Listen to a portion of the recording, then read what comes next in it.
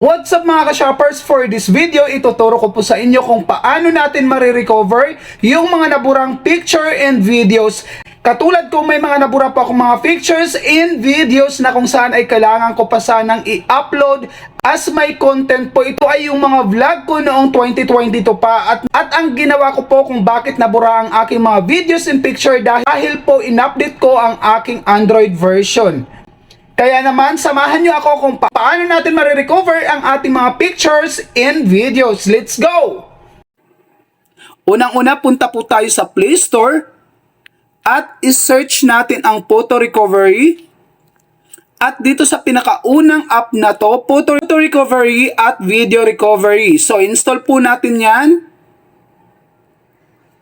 Unang-una po natitingnan nyo po is yung ratings po ng isang app kung ito ba ay legit. Siyempre yung mga review pwede nyo basahin. So ito actually pinanood ko muna to sa isang tutorial sa YouTube. So itatry ko po kung working nga po talaga siya. So ayan, dahil downloaded na po siya, i-open na po natin.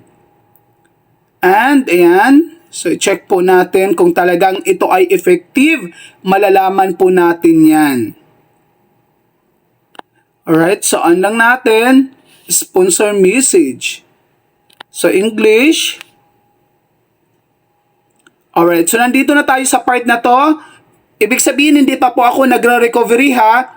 Wala pa akong kiniklik dyan. In-accept ko pa lang yung app, so hindi pa po tayo nagre-recover ng mga picture or videos. Ipapakita ko muna sa inyo kung ano yung hinahanap ko po.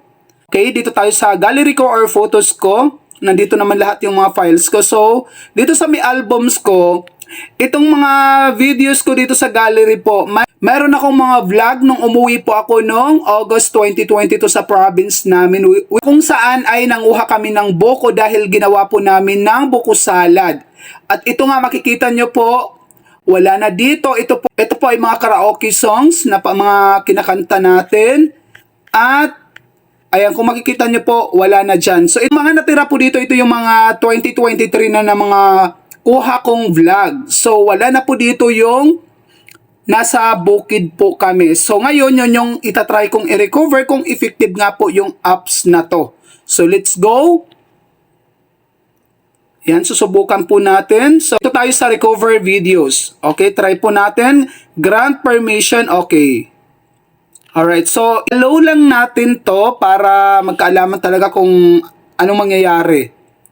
So, photo recover lang tayo sa taas lang. And then, ulitin po natin, recover videos.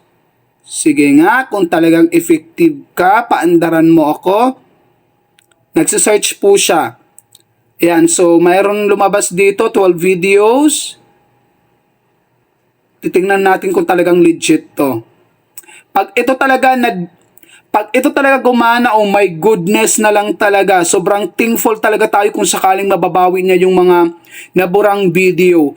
Kasi importante po talaga yun dahil memories ko po yun nung umuwi ako sa probinsya at hindi ko na po mabablog ng ganun din. Kaya kailangan ko talagang mabawi yung mga videos yan. So ito na po, mayroong na-detect dito na videos, 93 videos. Ang dami. I-click natin kung ano yung mga videos na yan. Check natin. Alright. Check natin kung nandito. Naku, kapag nabawi na talaga, oh my God talaga. The best talaga to kung sakaling gagana talaga.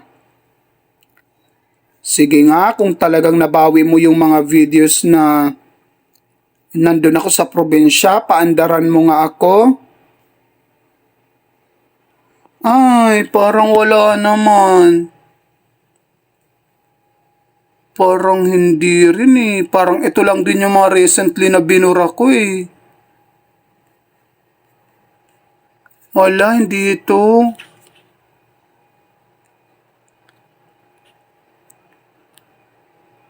Try ko nga i-restore itong tatlo na to kung ano to.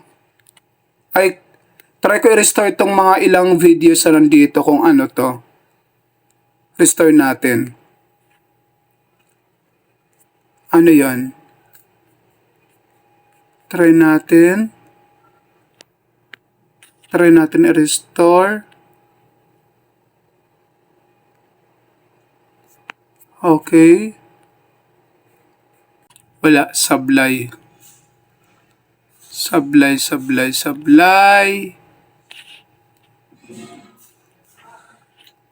Sablay. Yung app na to makakatulong to dun sa mga accidentally or hindi sinasadyan yung pagkabura ng inyong mga videos and pictures. Pero dun sa mga nabura ang mga videos and pictures dahil sa kayo ay nag-update ng inyong Android version, hindi na po siya kayang i-recover. Base dito sa ginamit nating application, hindi niya na kayang ma-recover. Kaya hinayang talaga ako dahil hindi ko na po nabawi yung mga vlog ko noong 2022. Sa part ko po, hindi po tayo natulungan. Pero ganun pa man, I'm sure na makakatulong po ito sa iba. Yun lamang po. Have a great day, everyone!